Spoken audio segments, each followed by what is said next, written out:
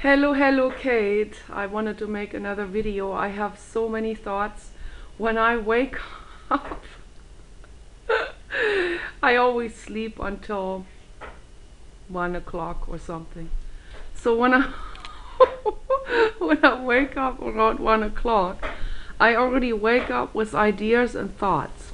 I wish everybody could sleep until 1 o'clock. Everybody deserves that. To sleep very long and to be up as long as they want to and sleep for 10 hours. Every animal, every person should sleep as long as they want to. That would be paradise, and it should be like this. And I wanted to ask you if you heard about Supreme Master Ching Hai. I found her on YouTube. Maybe about a year ago or something like that, and I must say that everything that she is discussing and that every person she interviews, every subject is very interesting and wonderful, and her goal is the same as mine, to bring love and peace unconditionally to all living beings in the entire eternal universe, equally much. And I wonder if she has infiltrators, and I'm very worried about her because she was sick, and I don't know how long that video was ago, but I'm very worried now after that one interview, because when somebody is famous like her, she's a Korean guru, but she is international. She has people from all over the world who listen to her seminars, and she does not discriminate between anybody. She welcomes every being into her circle, and she talks to every single person on eye level. She does not talk down nor up, so that is absolutely amazing. And that is the very first religious leader I have ever seen who, particularly of those dimensions, who embraces the same values I embrace, and that is quite something. So when I was doing my ethics test and I was asking many different religious leaders, any kind of religious figure, some famous, some less famous, and it was so interesting, like I mentioned about Rodney Smith. He would send his secretary to talk to me, even though it's like if you ask people on the street, you know Rodney Smith, they'll say, oh yeah, he's this football star, right? I think there's a football star, what's that name? They don't know anything about that Rodney Smith at the Insight Meditation Center. Yeah, I'm sorry, Rodney Smith. I have to pick on you. I'm sorry. But you're asking for it. You are asking for it, aren't you? You know? So, yeah. Your arrogance, you have admitted that you are arrogant, you got arrogance problems, but the way you admitted to it, it was rather a bragging. I got arrogance issues.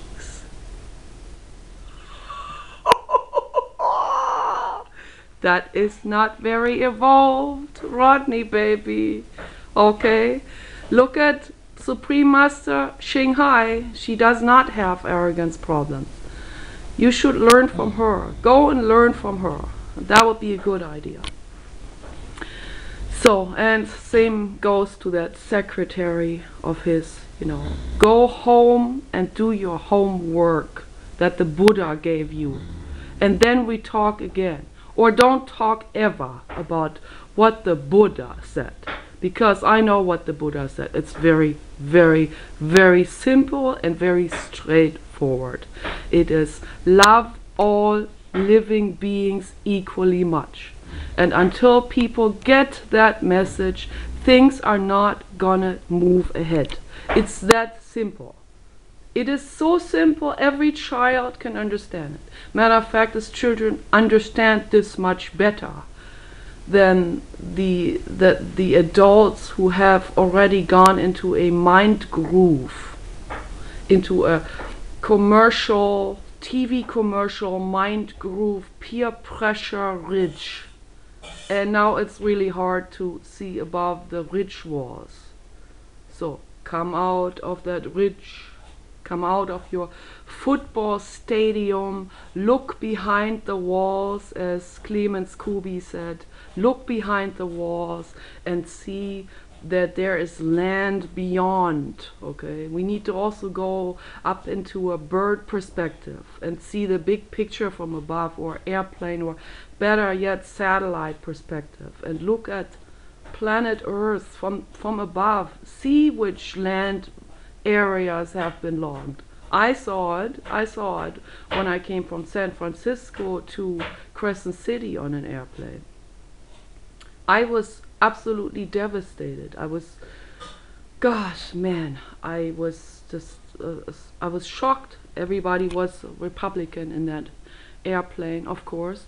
They were all going home to their rural area, you know, and they're very rural. They never even talked to people in San Francisco. They just came to the airport and went straight to the next airplane. That's all they did. Never talked to anybody out there in the Bay Area. Never got any education. They went straight to their magazine store and bought themselves a Republican magazine, and then they went straight into the next airliner and took it to Crescent City, and they didn't look beyond.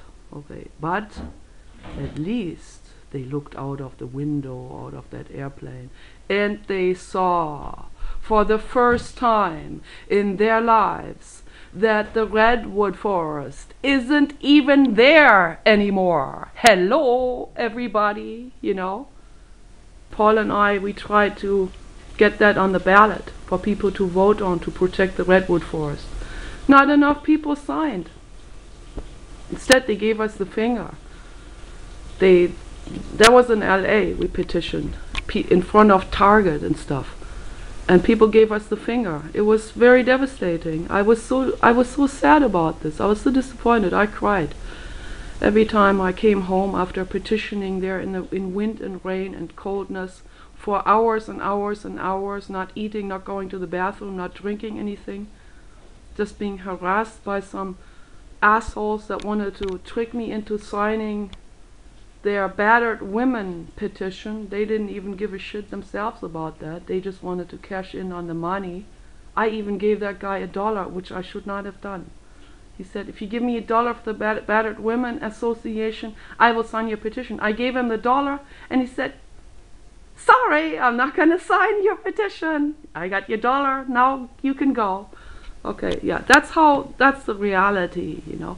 And, you know, when we're confronted with this kind of mentality in humanity, then it is pretty crystal clear that one gets a little bit disappointed, to say the least, you know.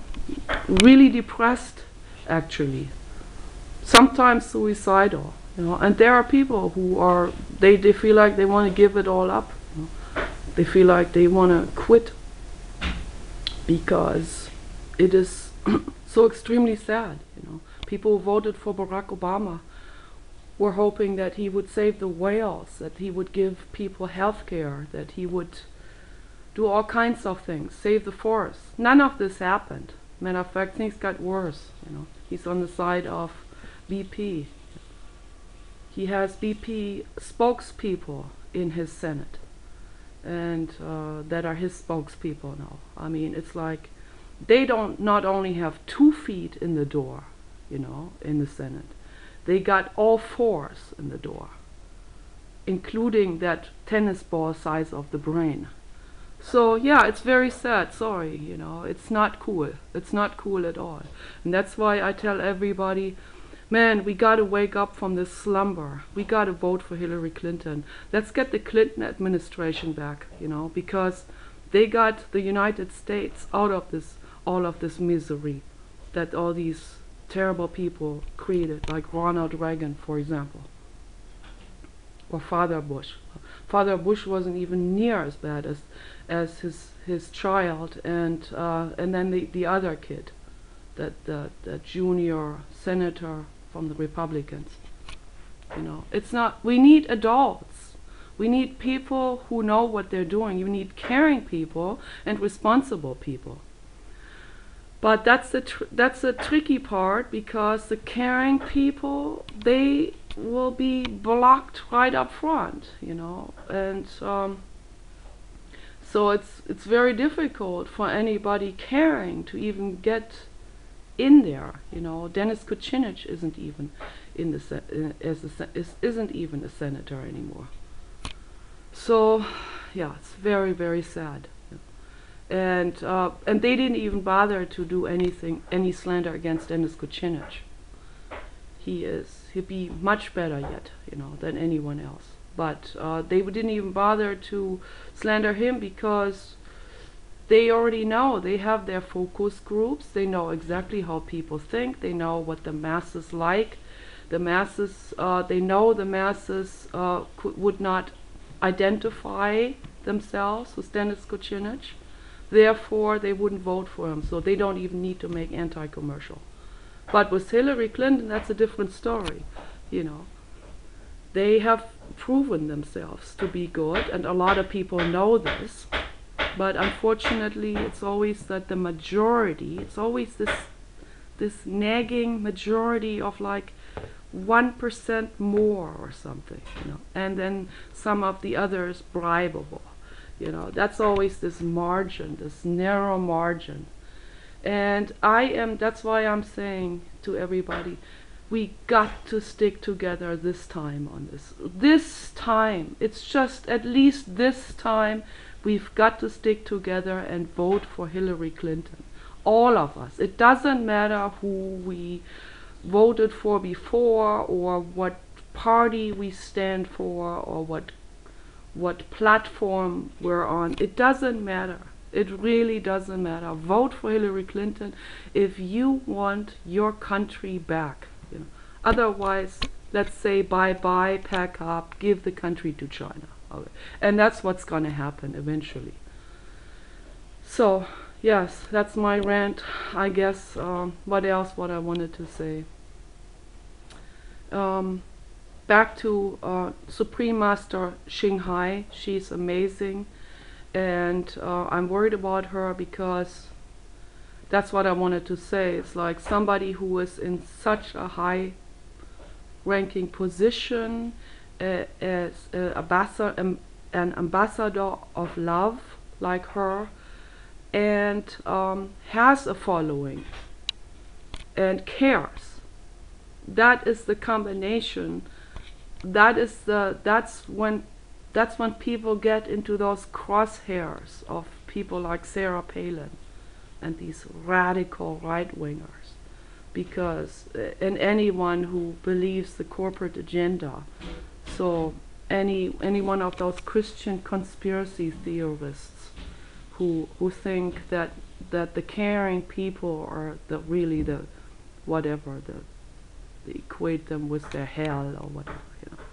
So it's so extremely sad. Oh my gosh, it's sad. I wish I could get people to think. I wish I get people to start really, really questioning these things. Start asking questions. It's so simple to ask questions. So I really recommend to all people, watch all shows by Supreme Master Ching Hai. Doesn't mean you have to become a follower, or that is not requested anyway. It is, people are encouraged to listen to this to get that positive vibe, to get the good energy, to start questioning the old status quo, to start questioning their old belief system. Is this still valid? How can I support something? How can I support a negative, a violent God who hits somebody in the face? How can I support an unempowerment system? We need empowerment. Every one of us, we need the nutrients. It's like it's not on the same frequency as most people are on. And that's why they don't hear it. What they hear is, they hear big boobs, tattoos, and celebrities, and that's their frequency. People, wake up, come back to your senses. Look at wholesomeness, look at nature, look at trees, look at plants, look at animals, look at yourself. Who are you under the makeup? You got bags maybe? Yeah.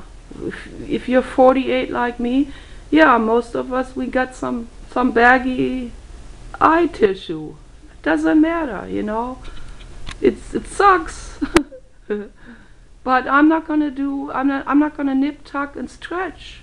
I'm not gonna put like a layer of 5 inches of makeup over it. That's bullshit. We are who we are, Let our eyes speak to us in the mirror. Let our eyes be real. Be real. Talk to yourself in the mirror. Tell yourself you're precious. There are so many approaches that we need to take to get into that better frequency. I know it. I wake up with these thoughts every single day. I can't wait to jot them down or to say them into my camera. This is so incredibly important, all of this. I would love to meet Supreme Master Ching Hai. She's from Korea. I think she studied Buddhism and became I don't know if she became a nun or, but definitely a very, very high ambassador for, I don't know if she's still a Buddhist for that religion. She's very much a free thinker. She's very much lives her own convictions, and she meditates every day for many hours, and she draws incredible information out of it. It's tapping into the eternal universe, and she gets information out of it. That is absolutely amazing. So I totally believe it. The main message is loving all living beings equally much. And what by living beings I mean all sentient beings that have a nervous system, like a dog, a horse, a pig, a human, an elephant, a whale, a dolphin, all those that are very evolved and very, very sensitive, and that feel a lot, and that have feelings of love and sorrow and grief and pain and need and all of that. We all have the same, exactly the same. All of us mammals, and a lot of birds, and some a lot of reptiles, maybe all reptiles, and it goes gradually down, very, very gradually. Maybe a sea cucumber is like almost a hybrid between a seaweed and an animal. It has a nervous system. It's very simplistic. That's why they use it to study on. They shouldn't do it. They should leave those in the oceans. I picked one up one time, and I shouldn't have done that. I brought it to another place to get more water, but They that was stupid, you know. We should leave them where they are, even when they're in a tide pool that doesn't have any more water in it. That's they're used to it. They just sit there and hibernate and wait for the next flood to come, and then they get their water again. It's like they live already. They're evolved for these cycles of tides. Yeah, so yeah, all of us, bats, you know, have a very complex nervous system. They have feelings like we have. Like in Germany, they're called flying dogs, those fruit bats, and the flying foxes. They're very large. They don't have them here in the United States, but they live in Australia. And that's why I tell everybody, give a donation if they can to the organization Wires. They help those fruit bats. They pick them up. Those fruit bats end up on barbed wires all the time, particularly during storms. And it is a tragedy. They end up like Jesus Christ on a cross. You know, it just looks exactly like that. And many of them die a gruesome death and don't die right away. They're pinned down on this really thin skin between the fingers, which is the web, you know, which is their wings, and it's very very very thin flexible material, and when that gets caught on the barbed wire, they can't get out. They get entangled and sometimes get injured very badly by trying to get out of it, and they tear their skin open, and it's absolutely horrific. And there is a group of people that are incredibly super. I talked to one lady, Megan, and they help those bats every single day. They go out and with vans and little baskets and towels, and they pick these bats up one after another. Many don't make it, many are beyond repair, but then many others are able to be brought into the hospital and nursed back to health, and then released somewhere else where it's a little safer. And they are trying real hard to get those ranchers to use the wildlife safe fencing, which is a wire that is coiled and doesn't have barbs sticking out. So a wire where the animals don't get caught on. Yeah, one more thing I wanted to talk about, an idea I had earlier. I didn't have anything to write down on, and I was busy with something else. I was pondering over the idea of art. Art itself. Art is so incredibly important because it's that other dimension of unconditional love. Why so many people are actually opposed to art, and I've seen it over and over again. When Niki de Saint Phalle was first introducing her nanas to Hanover, Germany in the early 70s, my friends and I, we were like 7 years old, and when I first saw the nanas in the newspaper, I was absolutely fascinated.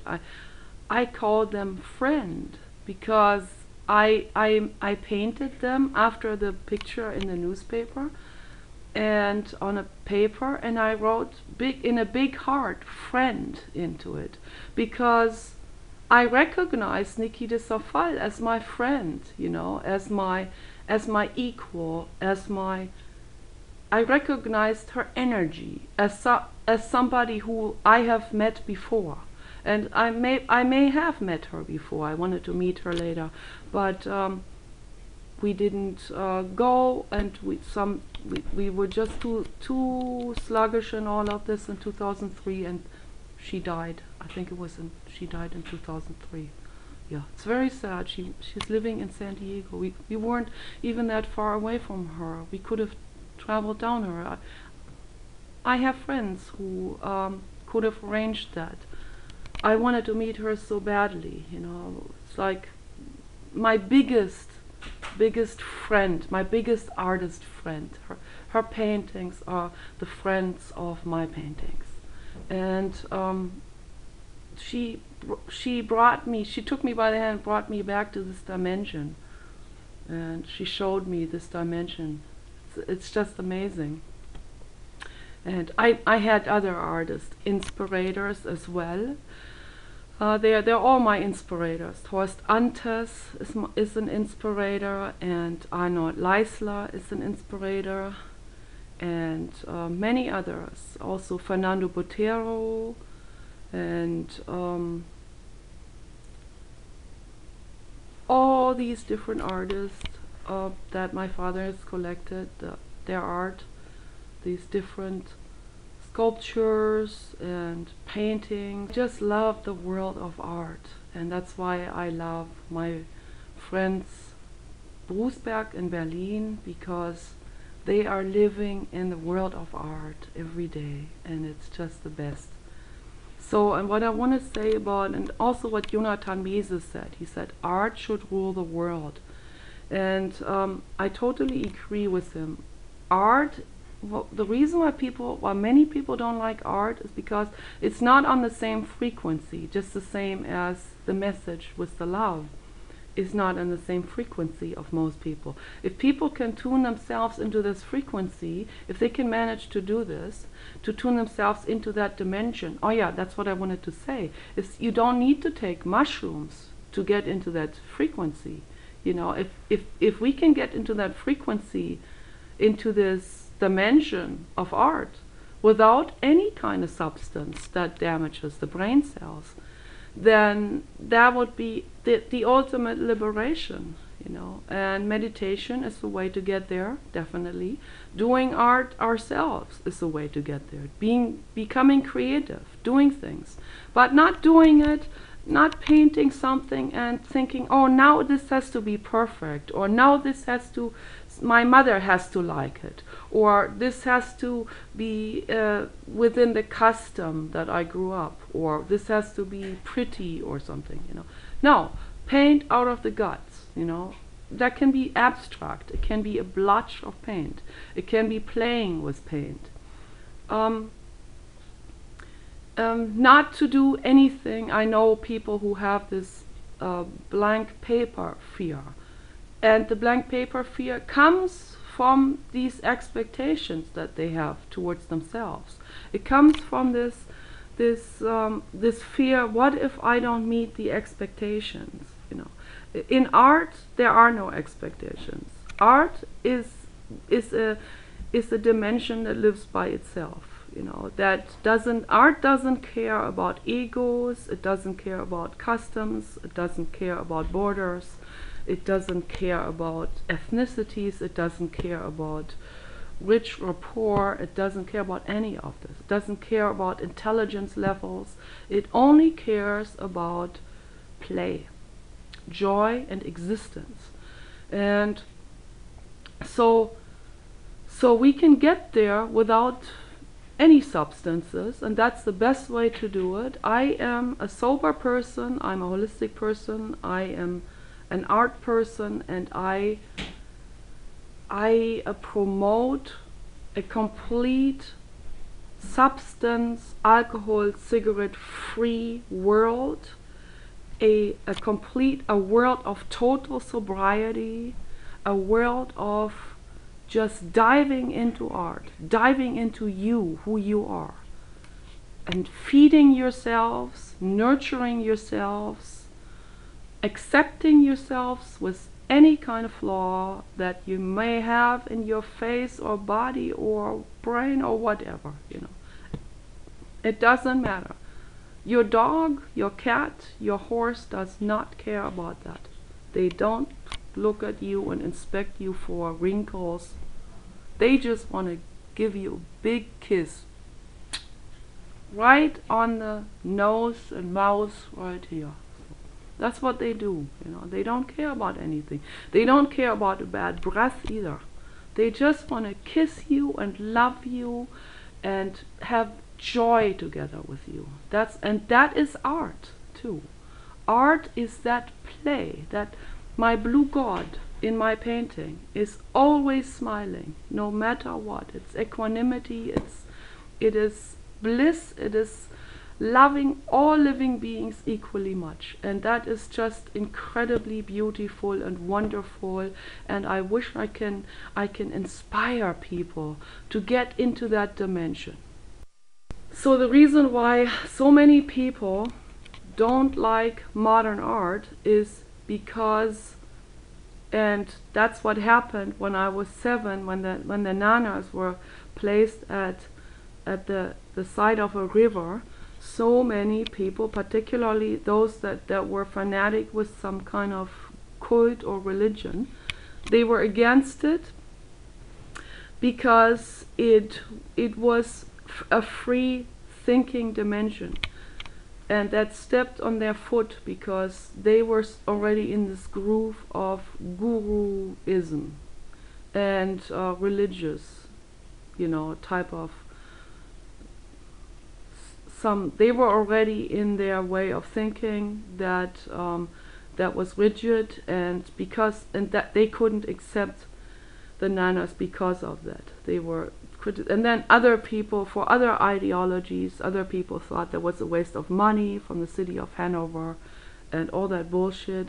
But the money, I think the money was worth it, every single penny of it, because what art does is, those are 3 really large figures. They're like as high as the ceiling, and they're really wide. They're like as bigger than a truck.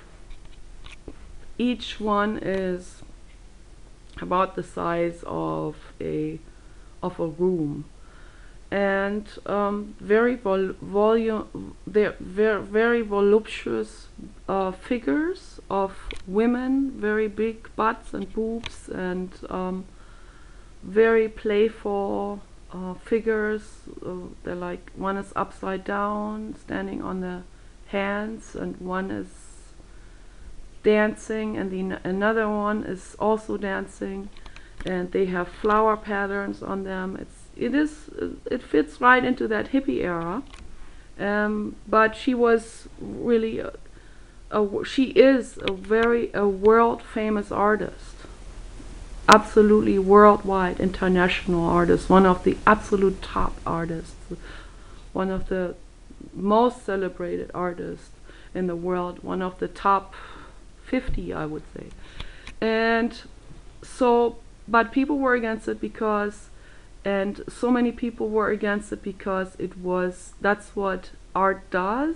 When with a lot of people, it steps on this groove, and most people don't like art because modern art is usually, it's often something, or it's always something. Modern art is always something that